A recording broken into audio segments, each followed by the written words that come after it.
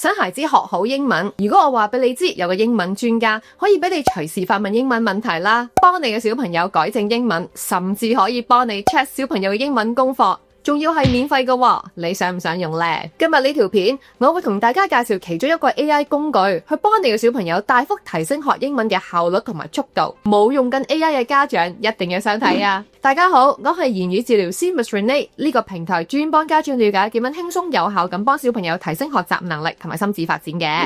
今日想介紹嘅 AI 工具咧就係 Grok 啦。嗱，首先咧我哋一齊睇一睇點樣去開啟呢個工具先。市面上咧其實有好多 AI 嘅工具嘅，咁而今日介紹嘅咧就係錄呢條片嗰陣時候，暫時咧係其中一個性能最好嘅工具，就叫做 Grok。Grok。咁如果大家有聽過 ChatGPT 啊咁樣啦，咁其實咧呢啲都係類似嘅工具嚟嘅。你可以喺電腦啦或者手機上面用嘅。電腦嘅話好簡單嘅，咁其實你開翻個瀏覽器啦，之後輸入 grok.com 就可以上到噶啦。手機嘅話咧 ，Apple 機咧係可以喺 App Store 嗰度下載個 App 嘅。咁但係咧 Android 機咧喺我錄影呢一刻咧，香港好似暫時就下載唔到嘅。咁不過咧，可能你睇緊呢條片嘅時候下載到都唔出奇啦，大家可以試下揾下喎。嗱，我示範一下喺手機上 App Store 點樣揾 Grok 去安裝啦。係啦，咁樣你就去翻 App Store 啦，然後咧你就搜尋 Grok。跟住咧，其實你就見到佢已經彈咗出嚟噶啦。因為我已經安裝咗啦，咁所以佢呢個掣咧係 update。咁如果未安裝嘅話咧，其實你撳安裝就 OK 噶啦。咁喺電腦開咗啦，或者手機安裝咗之後咧，其實就可以試下用佢噶咯喎。咁咧，我就用手機示範一下俾大家睇下啦。咁不過咧，電腦嘅用法其實都係一樣嘅啫。第一個幫到我哋嘅方法咧，就係可以發問英文問題喎。呢個用法咧，其實就最直接嘅。譬如小朋友有啲功課啊，有啲文法或者詞彙咧，家長唔太清楚嘅意思，或者咧有兩個好相似嘅字又唔係好知有咩分別喎，咁其實咧就可以叫 AI 解釋一下，同埋俾啲例句你添。例如我想知道啦 ，a packet of 同埋 a bag of 嘅分別啦。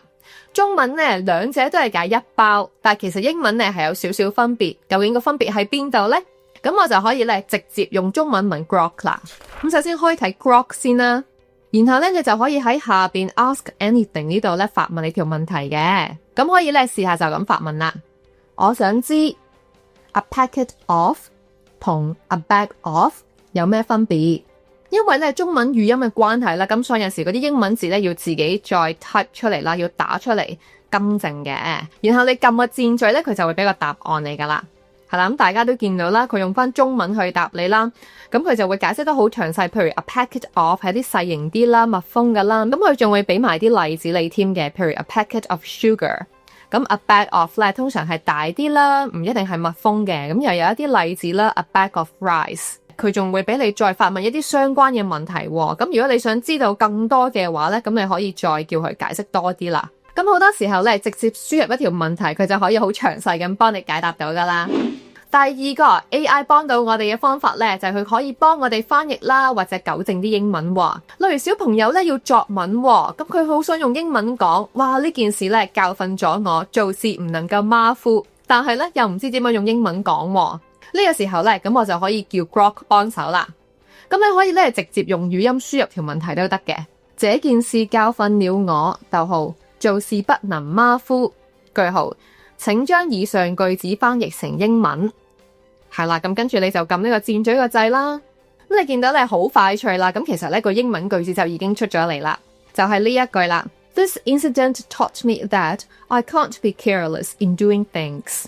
又或者啦，除咗就咁直接寫句中文啦，叫 Grok 幫你翻譯啦，其實更好嘅做法咧就係請小朋友咧大約寫咗個講法先。咁有時候咧，可能小朋友咧大約都知少少點樣講啦。咁家長咧想確認佢有冇寫錯咧，就可以叫 Grok 幫手改小朋友嘅句子啦。咁其實咧，比起直接叫 Grok 咧俾個答案你咧，對小朋友嚟講咧係更加有學習價值嘅。譬如小朋友咧覺得大約係咁寫，This taught me be careful when do things。咁我就可以咧直接輸入呢一句子俾 Grok。This taught me be careful when do things。呢句句子英文正確嗎？問號，咁你就撳個箭嘴啦，佢就會話俾你聽噶啦。見到佢就話啦，語法上咧唔完全正確喎，咁但係咧都可以理解嘅。咁佢就會慢慢幫你分析咧，究竟錯咗喺邊個位啦，有好詳細嘅解釋啦。咁跟住咧，最後咧就講翻個啱嘅版本俾你啦。This taught me to be careful when I do things。咁仲有好多嘅例子俾你添啦。咁所以咧係非常非常之詳細嘅。其實呢一個工具咧就好似一個人咁樣啦，你同佢講咩咧，佢都可以明到你嘅語言噶喎。你用咩方法去問都得，佢明到就 OK 噶啦。第三個 Grok 幫到我哋嘅方法咧，就係佢可以 check 英文功課啊。如果家長咧喺某一日冇時間 check 功課啦，或者有時候咧都唔係太知個答案啱唔啱，咁可以咧影一張相，然後咧上載到 Grok 嗰度喎。嗱，不過咧小朋友嘅書寫咧係唔能夠太過潦草噶。如果家長咧自己辨認嘅時候都有困難嘅話咧，AI 咧好大機會都係辨認唔到嘅。咁而你影相嘅時候咧，亦都留意翻啲光暗啦。咁千祈唔好咧嗰部手機嗰個影咧遮住晒啲答案喎。好啦，咁你影咗張相之後咧，你就可以撳左下角咧嗰個萬字夾個掣，係啦，撳呢個掣啦，跟住咧你就揀翻相啦。或者其實你一用頭先撳 camera 嗰度咧，直接影相都得嘅。咁我就揀呢張相啦，然後你就撳 add， 跟住咧又係喺 ask anything 嗰個位咧去問問題啦。咁你可以咁樣問啦，請 check 以上答案是否正確，咁然後又係撳箭嘴嗰個掣啦。咁其實咧，你見到佢會將每一條問題寫翻出嚟啦，咁同埋咧佢就會好清晰話俾你聽，譬如第一條答案正確，寫嗰個答案咧係 is， 第二條咧答案係正確，寫嗰個答案咧係 go， 係啦，咁樣咧佢就會將所有嘅問題咧好清晰咁話俾你聽，究竟係啱定係唔啱啦。咁如果有時候咧個答案寫錯咗嘅話咧，佢會建議翻個啱嘅答案俾你聽啦，同埋咧佢仲會解釋俾你聽點解之前嗰個答案係錯嘅添。咁當然啦，如果你嘅小朋友本身嘅文法基礎比較弱嘅話咧，可能咧佢聽完家長咧用嗰個 AI 嘅解釋咧，都唔能夠太明白，因為咧佢欠缺咗基礎嘅文法去理解一個咧比較高層次嘅文法。如果你想知點樣喺6個月之內大幅提升小學生英文能力，等佢哋咧重新打穩翻個英文基礎嘅話咧，請參加我哋嘅免費網上家長工作坊3大秘訣，6個月之內大幅提升小學生英文能力。喺個工作坊度咧，我會詳細解釋補習之外啦，更加有趣、更加有效小學生學英文嘅方法，同埋會分享一啲有效嘅學習資源。有興趣即刻到以下嘅連結報名 www.landbuild.hk/start。